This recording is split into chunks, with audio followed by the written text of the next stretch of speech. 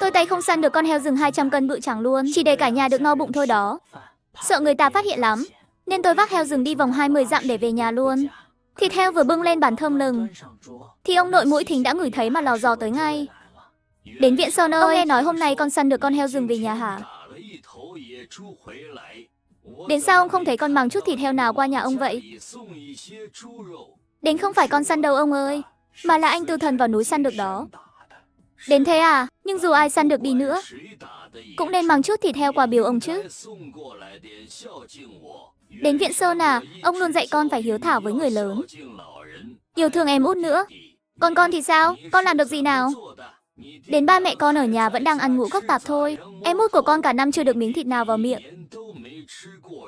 Cháu con thì bị anh Tư Thần lỡ tay làm ngã, giờ còn nằm nghỉ trên giường. Đến vậy mà nhà con vẫn vô tư, chẳng quan tâm ai, cứ ở nhà ăn thịt ngon lành.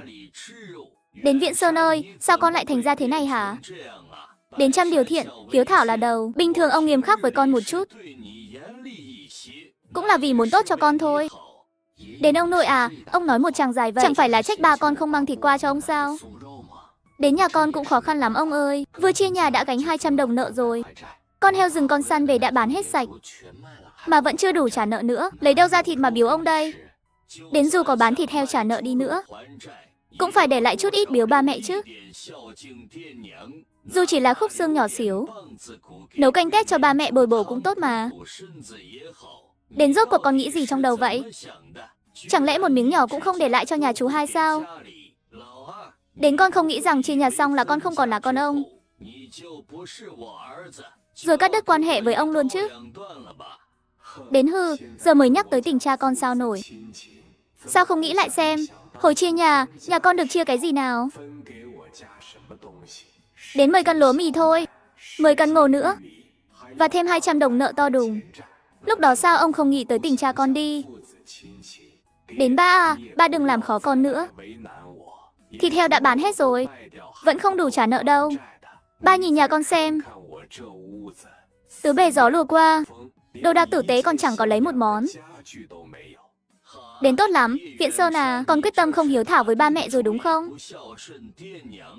Đến tốt, tốt lắm. Nếu đã bán hết rồi, ông Diệp Hậu Đức chẳng được lợi gì, đành lẩm bẩm vài câu rồi bỏ đi thôi. Đến ba ơi, ngày mai chắc cả đội nghe tin nhà mình bị nói là bất hiếu mất. Đến kệ họ đồn chứ, người trong đội cũng đâu phải ngốc đâu mà. Đến thế thì đâu rồi? Đến nhà chú hai chắc chẳng để lại miếng nào. Bán hết sạch rồi hả? Đến không chỉ thịt thôi đâu, mà đến một khúc xương cũng chẳng còn luôn. Đến sao lại thế được chứ? Đến ông nội ơi, ông có nói với anh Tư Thần về chuyện vải vụn không? Anh ấy có chịu dẫn con đi lấy không? Đến ông nhắc tới 2 lần rồi, nhưng anh Tư Thần giờ cứng đầu lắm, chẳng chịu nghe ông đâu. Đến ai mà biết được, chắc anh ấy bị đội săn làm mê mẩn rồi, nên chẳng có cơ hội nhắc chuyện vải vụn luôn. Đến nhưng dù có nhắc thì cũng vô ích thôi. Với tính khí của anh Tư Thần bây giờ, chắc chắn không dẫn em Quế Niên đi kiếm tiền đâu. Đến ông nội à, mình không thể ngồi yên thế này được. Anh Tư Thần không chịu nói cho mình, thì mình tự đi tìm lấy vậy. Đến tìm kiểu gì đây? Đến ông nghe loáng thoáng là anh ấy lấy vải vụn từ trong thành phố, nhưng chỗ nào cụ thể thì ông chịu không biết thật. Đến chuyện này dễ thôi, cứ tìm người theo dõi anh ấy, xem anh ấy lấy hàng ở đâu là biết ngay mà. Đến ông không tin nổi, chưa có tiền mà lại không bán vải vụn cho mình sao nổi. Đến vẫn là em Quế Niên thông minh thật. Sao ông lại quên mất cách này nhỉ? Đến nhưng em còn đang bị đau, mấy ngày nay cứ nghỉ ngơi ở nhà cho khỏe đã nhé. Để sau này ông kêu ba em theo dõi anh Tư Thần cho. Đến ông nội ơi, còn chuyện đi học nữa, ông nói với ông bí thư chưa à? Đến rồi, ngày mai ông sẽ xin giấy giới thiệu đóng dấu, rồi em có thể lên xã học cấp 3 được. Đến cảm ơn ông nội nhiều lắm, ông đúng là siêu thật. Đến chỉ một câu mà ông bí thư đồng ý liền. Đúng là nhà mình 3 đời nông dân nghèo, lên cấp 3 thì cũng chẳng khó gì đâu. Đến ông nội à, vậy con đi ngủ trước nhé. Sáng hôm sau, anh Tư Thần cùng anh Đình Đông, hai người kéo xe bò đến nhà anh Phùng Thế Sương. Đến Tư Thần đó hả? Sáng sớm thế này, cậu đến hơi bị sớm luôn. Đến còn chưa tới 5 giờ rưỡi nữa mà. Đến tôi sợ đông người thấy phiền lắm. Anh Phùng ơi, hôm nay tôi dẫn bạn tôi tới, muốn kéo thêm chút vải vụn nữa. Anh có tầm 50 sọt không vậy? Đến 50 sọt thì không có đâu, nhưng tầm 40 sọt thì được đấy. Đến nhưng mà 40 sọt cũng nặng lắm đó nha. Ba người các cậu kéo về kiểu gì đây? Đến bọn tôi kéo xe bò tới rồi. 40 sọt chắc không vấn đề gì đâu. Đến vậy nhờ anh em cậu giúp tôi khuân sọt lên xe nhé. Ba đứa đều là dân làm ruộng từ nhỏ mà. Chẳng mấy chốc là xong thôi. Vài vụn chất đầy xe. Tổng cộng hơn 1.600 cân luôn đó. Anh Tư Thần đưa tiền trước cho anh Phùng Thế Sương. Đến anh Phùng ơi, vài vụn này còn nữa không? Đến còn chứ, mà nhiều lắm luôn. Nhưng xe bò của cậu thì kéo được bao nhiêu đâu. Đến giá mà có xe kéo thì tốt quá. Chở được nhiều hơn. Đến như ngõ nhà anh nhỏ xíu thế này, xe kéo làm sao vào được chứ? Đến nếu cậu dùng xe kéo thật, anh sẽ dẫn cậu tới kho lớn của anh. Đến được đó anh Phùng. Vậy anh cho tôi địa chỉ đi. Sáng mốt 8 giờ, mình gặp nhau trước cửa kho nhé. Đến đây là địa chỉ, cậu cầm lấy đi. Đến anh Phùng, vậy mốt gặp lại nha. Đến khoan đã, suýt nữa anh quên mất. Cậu nhờ anh kiếm dùm. Vé xe đạp với vé máy may, anh lo xong cho cậu rồi đây. Đến biết ngay anh Phùng có đường dây xịn mà. Người khác vất vả làm mới kiếm được vé. Mà qua anh thì dễ như ăn kẹo. Anh Tư Thần đúng là người lanh lợi. Miệng nói ngọt như đường luôn. Mới gặp lần thứ 2 thôi mà anh Phùng Thế Sương đã thân thiết với anh ấy lắm rồi. Anh Phùng còn tưởng nhầm. Cứ ngỡ mình quen anh Tư Thần từ lâu lắm rồi cơ. Hai người trò chuyện thêm vài câu. Rồi anh Tư Thần xin phép về trước. Kéo xe bò vào sân nhà tù. Cô Triệu Tiểu Ngọc và chị Mộc Lan Chi giật mình thon thót. Đến Tư Thần ơi, xe bò này toàn vải vụn luôn hả? Đến dạ, tôi với anh Đình Đông mỗi người góp một nửa tiền đó. Đến trời ơi trời, nhiều thế này luôn sao nổi. Đến các con kéo cả đống này về để bán ở chợ lớn hả? Có bị người ta để ý không vậy? Đến không đâu mẹ ơi, mai đi chợ lớn, con với anh Đình Đông sẽ chia ra bán riêng, mỗi người một chỗ.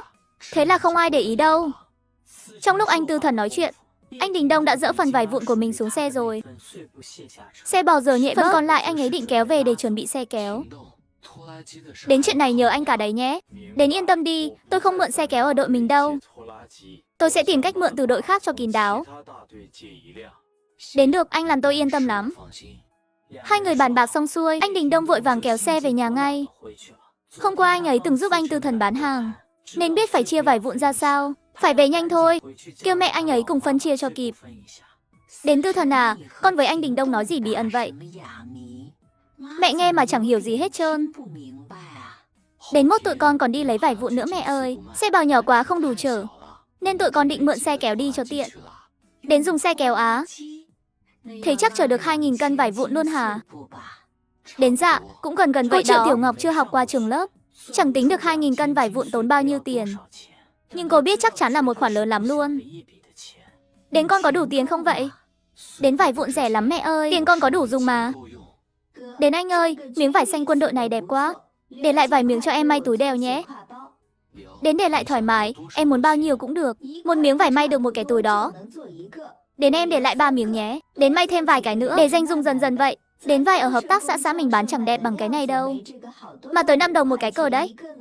Đến lát nữa em đeo cái túi này, đi khoe với mấy bạn nhỏ một vòng. Chắc chắn tụi nó mê tít luôn. Cô bé làng quê mà, chẳng mấy ai được đeo. Cái túi đeo trèo đáng giá 5 đồng đâu chứ. Người nói vô tư thôi, nhưng người nghe lại để tâm. Trong đầu anh Tư Thần lập tức nảy ra cả tá ý tưởng hay ho. Đến mấy tấm vải kaki này mua có 3 hàng 1 cân thôi. Nếu làm thành túi đeo chéo, bán được 5 đồng một cái luôn. Lại gấp mấy lần liền, sướng ghê. Đến Nam Chi à, em biết làm túi đeo chéo không? Đến biết chứ anh, em có làm một cái rồi, làm cũng không khó đâu. Đến vậy tụi mình giữ lại hết mấy miếng vải xanh quân đội này, làm túi đeo chéo để bán nhé. Đến nhưng làm túi đeo chéo thì lâu lắm, liệu có ổn không? Lỡ người ta để ý thì sao? Đến mà khâu tay túi đeo chéo chậm lắm luôn. Nhất là 2 cái quai vai. Khâu lên mệt muốn xỉu luôn đó. Đến suýt quên mất. Em nhìn xem đây là gì nè. Đến vé máy may đó hả? Đến đúng rồi, anh đi hợp tác xã xem thử ngay đây. Coi có máy may bán không nha. Đến Nam Chi, em chọn hết mấy miếng vải xanh này ra đi. Cắt sẵn một chút. Lát anh mua máy may về. Tụi mình bắt tay làm túi đeo chéo luôn.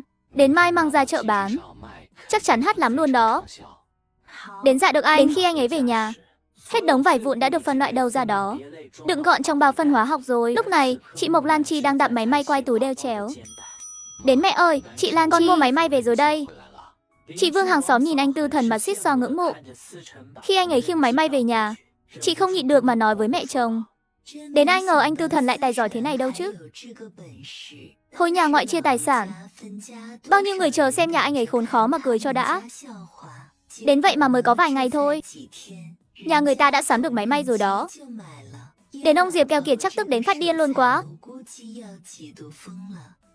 Đến ai mà chẳng nói vậy đâu. Đến hồi trước ai cũng bảo anh Tư Thần bắt trồn hôi, mang xui xẻo đầy người.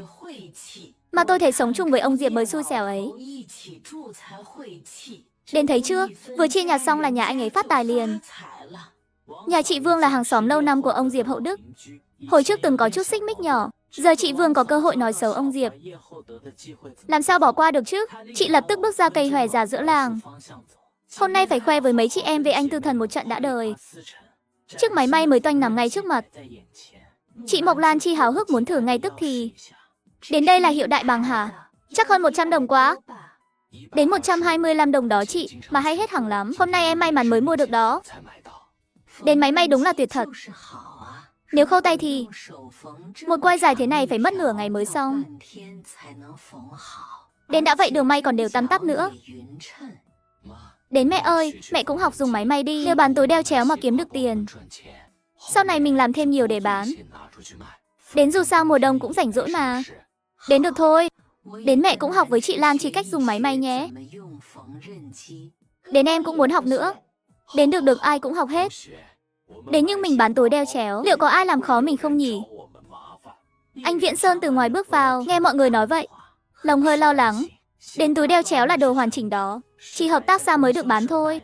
Nếu bị ai báo cáo, em là rắc rối to lắm đó. Đến ba ơi, túi đeo này tụi con làm từ vải vụn mà, giống như dân làng dùng vải thừa may đồ thôi, có khác gì đâu mà. Đến nếu có ai làm khó con tự có cách xử lý. Ba không cần lo đâu. Đến mái nhà mình gió lùa từ phía kia. Ba ơi, mình sửa lại mái nhà luôn đi. Đến ba tìm người sẵn rồi đó. Cả việc làm giường sưởi ở phòng đông nữa.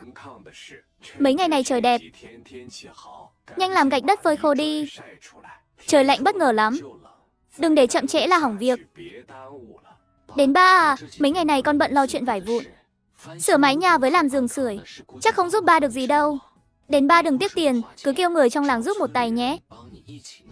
Đến con nghĩ ba ở làng này không quen ai sao nổi. Sửa mái nhà với làm giường sưởi chẳng tốn đồng nào đâu. Đến mời mọi người thôi, ăn bữa cơm là xong hết. Đến ba đúng là được lòng người ghê. Đến hôm nay con dậy sớm quá, đi nghỉ một lát đi nhé. Chuyện nhà cứ để ba lo. Đến dạ, cảm ơn ba nhiều. Chiều hôm đó, bên nhà tổ nhộn nhịp người ra vào. Anh Tư Thần lại mang về một mớ tin tức về vải vụn nhanh chóng lan khắp đội làng.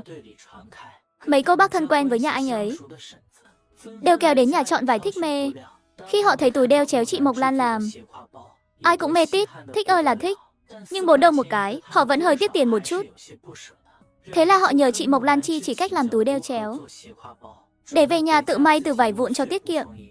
Chị Mộc Lan Chi chẳng giấu giếm gì, vui vẻ chia sẻ cách làm túi đeo chéo cho mọi người biết hết. Anh Tư Thần thức dậy, thấy chị Mộc Lan Chi cười tươi rói, lòng vui lắm luôn. Anh thật sự lo chị ấy vì ngoại hình mà rụt rè quá. Giờ thấy vậy mới biết mình nghĩ nhiều rồi. Chị Mộc Lan Chi chẳng phải kiểu người tự làm khó mình đâu. Chỉ cần cảm thấy yên tâm. Tính chị ấy vui vẻ, thoải mái lắm luôn. Đợi mọi người về hết, anh Tư Thần tò mò hỏi chị.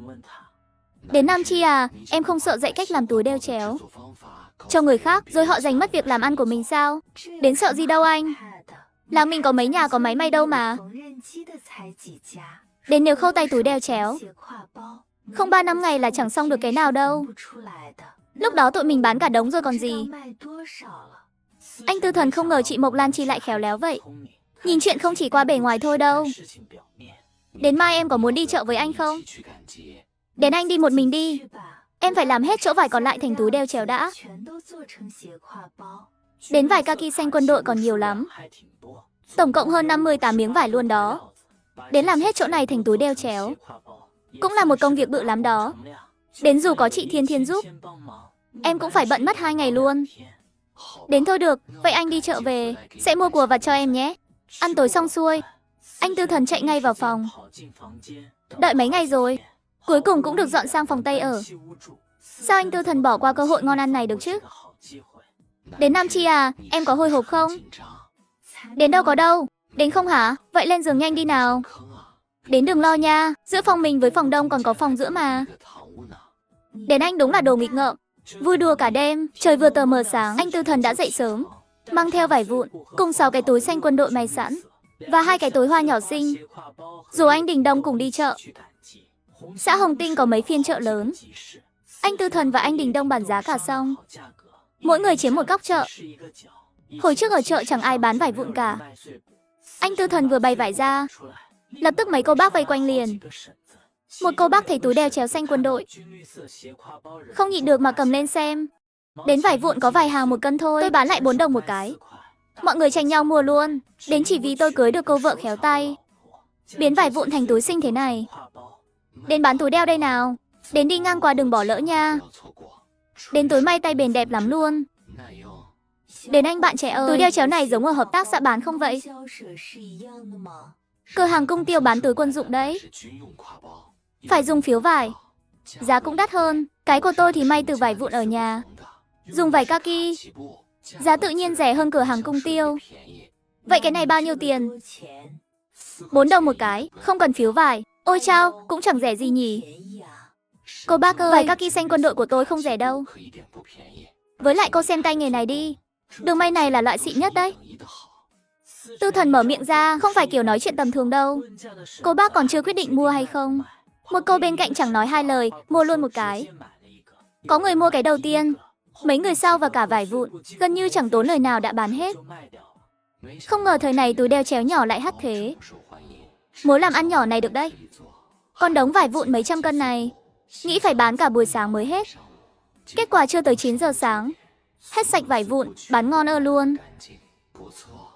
Chàng trai ơi, lần sau bao giờ đến nữa?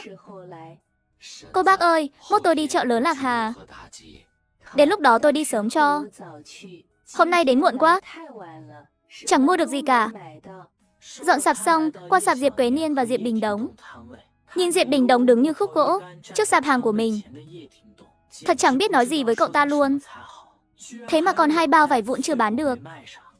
Tư Thần, cậu đừng đợi tôi. Tôi đoán trước chưa? 2 bao này chắc chắn bán được. Bán hàng phải hét to lên chứ. Nếu không hét lên, ai mà biết mình bán gì đâu. Giá cả ra sao nữa. Nói rồi, Tư Thần cầm miếng vải hoa lên hét to. 2 hào 1 miếng, vải vụn có vải xanh, vải hoa, vải kaki. Nhiều mẫu, giá rẻ. Mua 10 miếng tặng thêm 1 miếng. Kết quả vài tiếng hét, lập tức kéo đến bao bà cô xem vải vụn. Có 1 người mua, 3 người sau chỉ việc bận thu tiền là xong. Đống vải vụn Diệp Đình Đống tưởng bán tới chưa? Chưa tới nửa tiếng đã hết sạch. Nhìn túi vải đầy tiền lẻ, Diệp Đình Đống ngạc nhiên đến nói không ra lời. Cùng là bán vải vụn, sao Tư Thần lại giỏi hơn cậu ta nhiều thế? Đừng nhìn nữa, nhanh dọn đồ về thôi. Được rồi, tôi dọn ngay đây. 3 người thu dọn xong, ghé cửa hàng Cung Tiêu mua ít đồ, rồi thẳng tiến về nhà.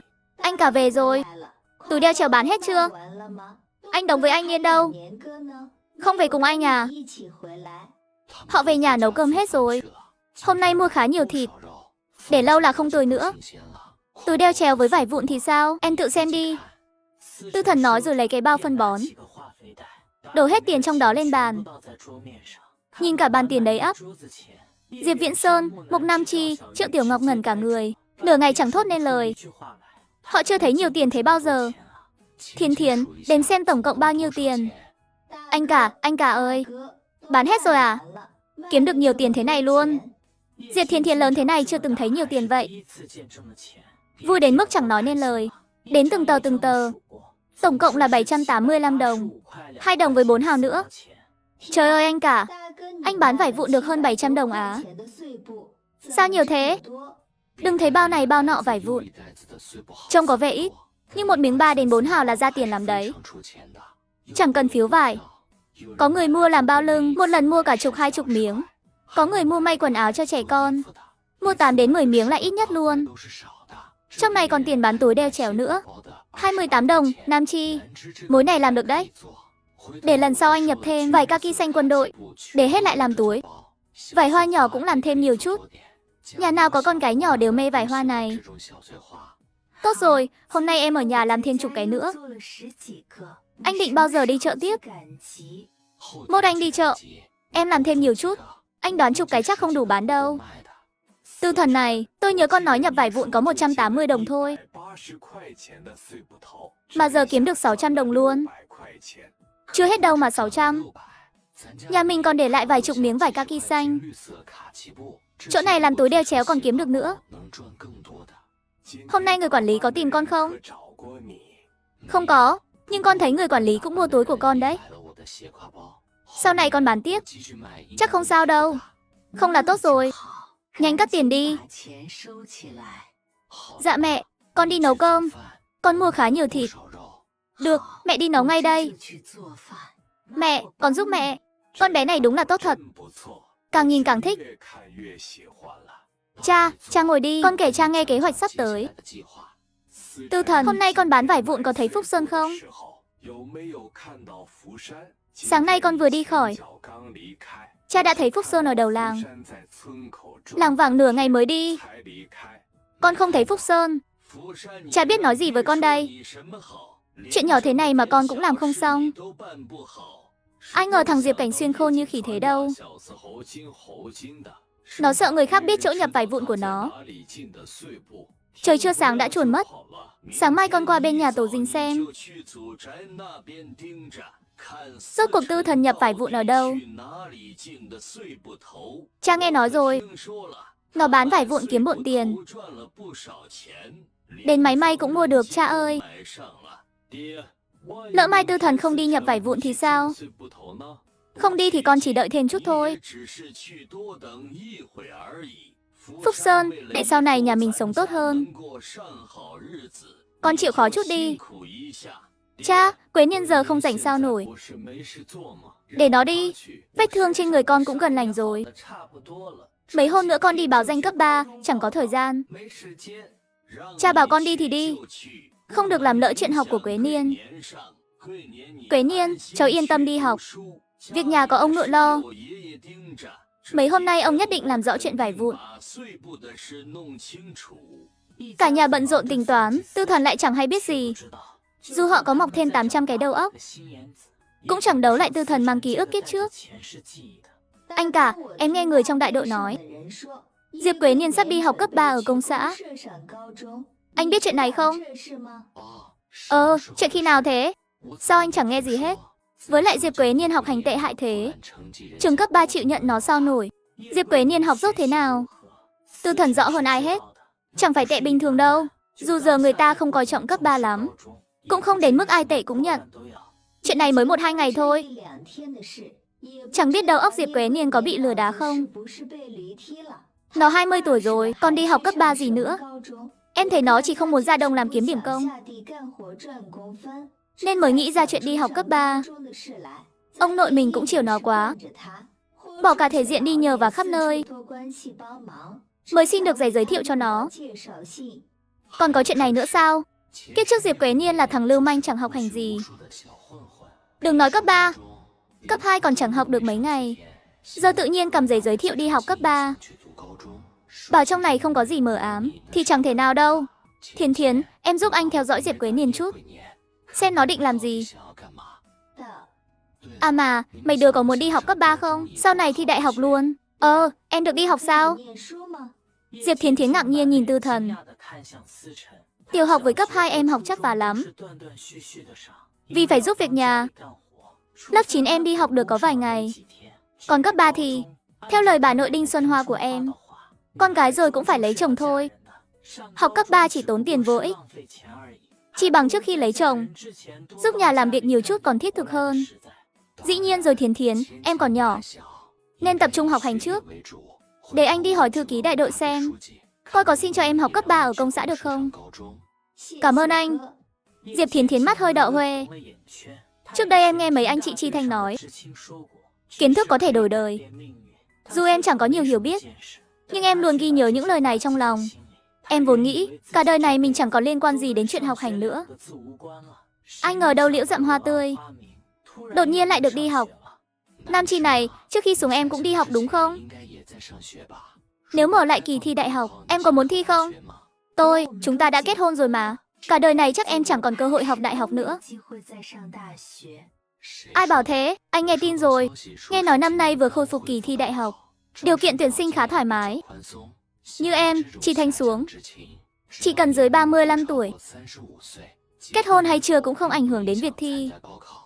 Với lại chỉ cần thi đậu đại học là có thể về thành phố, không phải xuống nữa. Nam Chi, chỉ cần em muốn thi đại học, anh sẽ ủng hộ em hết mình. Anh không sợ em thành sinh viên đại học rồi. Không muốn sống tử tế với anh nữa sao? Chỉ cần anh đủ xuất sắc, vợ sẽ chẳng nỡ xa anh đâu. Chút tự tin này anh vẫn có. Trước mặt Tư Thần mặt dày, Mục Nam Chi không nhịn được cười khẽ. Em nghe anh. Tư Thần, còn anh thì sao? Anh có muốn cùng em thi đại học không? Nghe nói đợt tuyển sinh này không chỉ dành cho học sinh đang học.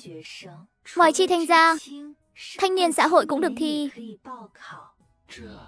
Tư Thần bị Mục Nam Chi hỏi đến nghẹn lời.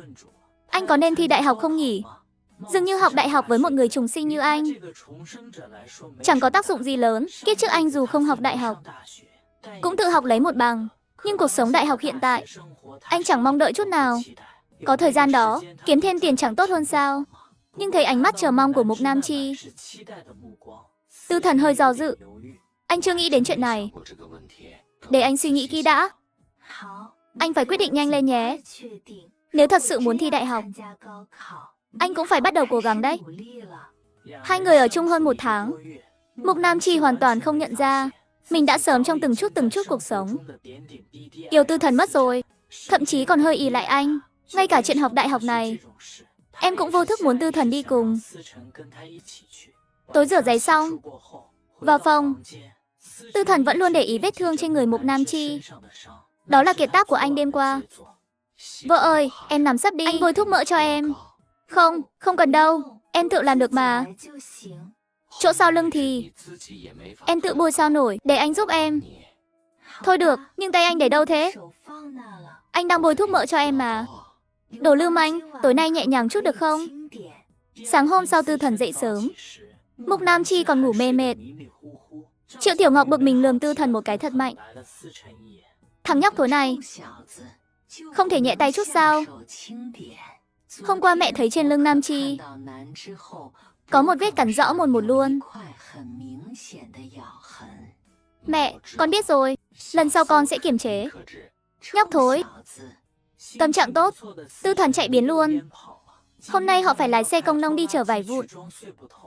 Gần đến giờ cơm trưa, xe công nông chở gần 3.000 cân vải vụn. Tốt chạy vào làng, lập tức thu hút bao người tò mò. Thật không ngờ, Tư Thần lại giỏi thế.